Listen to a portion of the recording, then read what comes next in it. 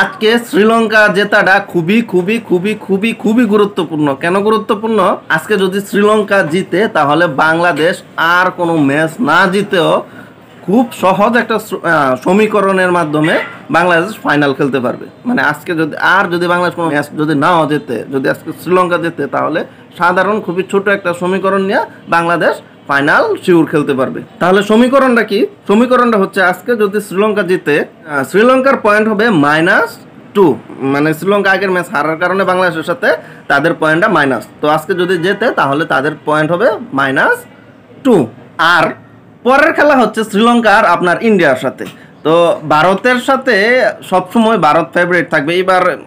এবার এশিয়া কাপে ভারত সব থেকে ফেভারিট দল, এটা সবাই জানি। তো শ্রীলঙ্কার ভারতের সাথে জেতার সম্ভাবনা নাই বললেই চলে, বা সর্বোচ্চ 100 থেকে 10% আপনি দিতে পারেন যে শ্রীলঙ্কা ভারতের সাথে জিতবে। তো ভারতের সাথে হারার সম্ভাবনাই বেশি। যদি ভারতের সাথে যদি হারে তাহলে শ্রীলঙ্কার পয়েন্ট হবে -2। আর বাংলাদেশ যদি কোনো ম্যাচ নাও জিতে তাহলে বাংলাদেশের থাকবে +2।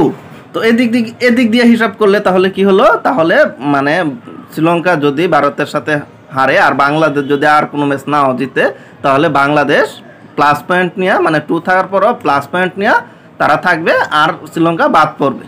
আর এখন হিসাব হচ্ছে আপনার পাকিস্তানের কি অবস্থা? পাকিস্তান আপনার ভারতের সাথে ম্যাচ হারার কারণে পাকিস্তানেরও পয়েন্ট মাইনাস, মানে তারাও মাইনাস পয়েন্টে আছে। এখন আজকের ম্যাচটা যদি তারা হারে তাহলে তাদের মাইনাস পয়েন্ট আরও বেড়ে যাবে, মানে তারা আরও মাইনাস পয়েন্টের তলানিতে চলে যাবে। তো 2টা ম্যাচ হারার কারণে পাকিস্তানের মাইনাস পয়েন্ট।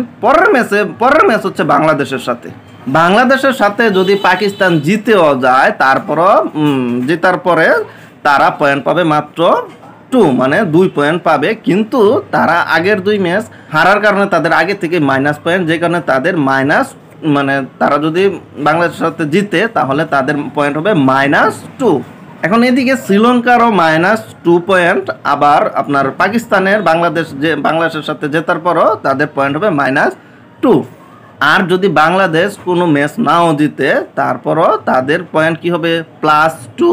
এখন ভারত 3 ম্যাচ জেতার কারণে তারা তো ফাইনালে চলে গেল। আর এদিকে সমীকরণ হিসাব করলে পাকিস্তান, বাংলাদেশ, শ্রীলঙ্কার মধ্যে পাকিস্তান আর শ্রীলঙ্কার -2 পয়েন্ট থাকার কারণে তারা ফাইনালে যেতে পারলো না। প্লাস পয়েন্ট নিয়ে বাংলাদেশ কি করলো? ফাইনালে চলে গেল।